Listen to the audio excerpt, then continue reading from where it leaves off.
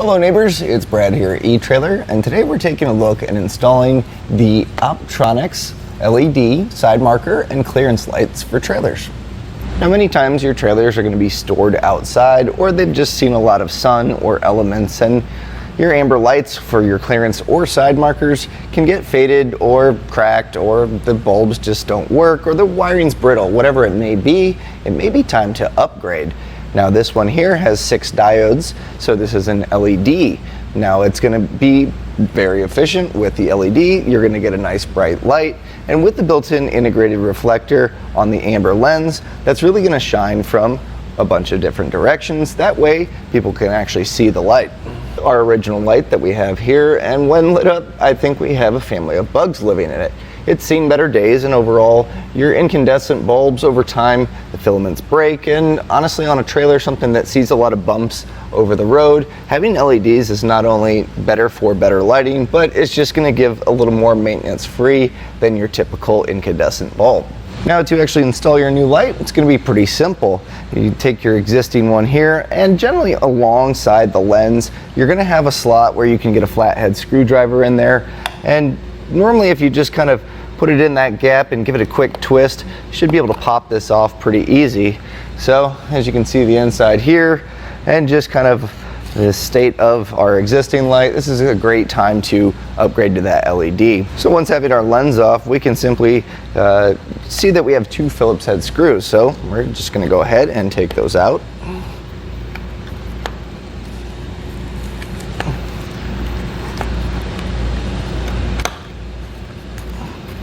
Now the new light does not come with the mounting hardware, so you might want to keep these handy for reinstallation of your new light.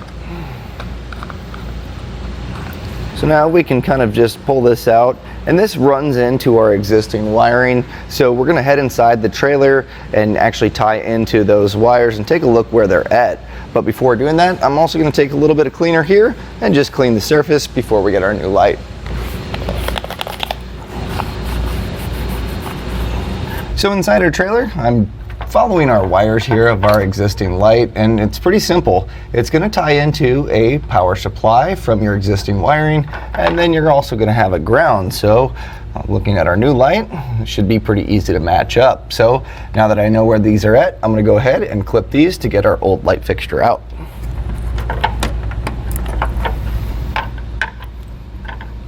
So now with those wires cut, we can take our old light fixture out.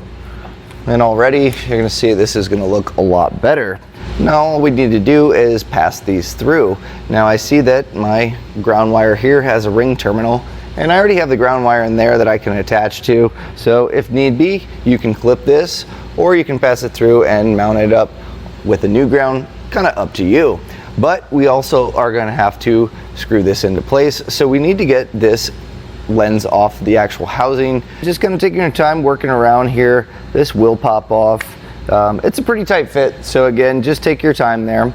Now something that I'm going to kind of plan ahead here is I see where my existing hole was, and the way that this wiring is sitting, I want it to be nice and flush against here. So what I'm going to actually do, you have a few slots here where you can change up where your wires run. So I'm going to just go ahead. I'm going to be attaching my ring terminal to the that existing ground wire. So I'm going to go ahead and clip this off, and that way we can actually reroute this in the housing. But again, it kind of depends on where your hole is to actually mount it up. You can always drill another hole, but I figure we might as well use the one that's already there so we don't have to re-drill. And then there's actually a nice little spot here for the wire to sit, so that way it's not touching the bulb and it's not going to be in the way of the light that it's emitting.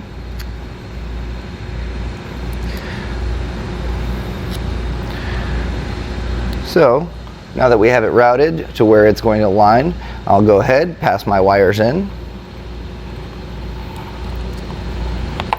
and then we'll go ahead, take our existing screws from our previous light,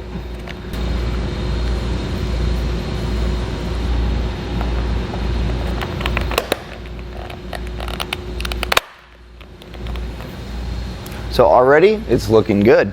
So now we just need to hook it up. We're actually obviously in an enclosed trailer, so none of this connection will be exposed to the elements. We actually recommend using heat shrink butt connectors when making your electrical connection. That way when they're crimped, you can heat those up with a heat gun and it's gonna seal that up, and that way water's not gonna get in there and break down the wires. So let's go ahead and make some of our connections. So I'm just gonna strip back our power wire here. And I'll do the same where our previous wire was.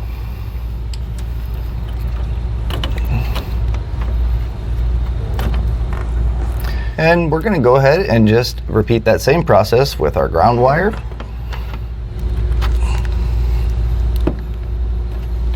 So now with both of our connections made, all that's left to do is hook up to our vehicle and test to make sure that it's powered up and working. So now just turning on our running lights, we can see these are powered up, working, and looking new. All that's left to do is repeat the same process for any other clearance lights or side marker lights that you may have. And that was a look and installation of the Optronics LED side marker and clearance light with built-in reflector.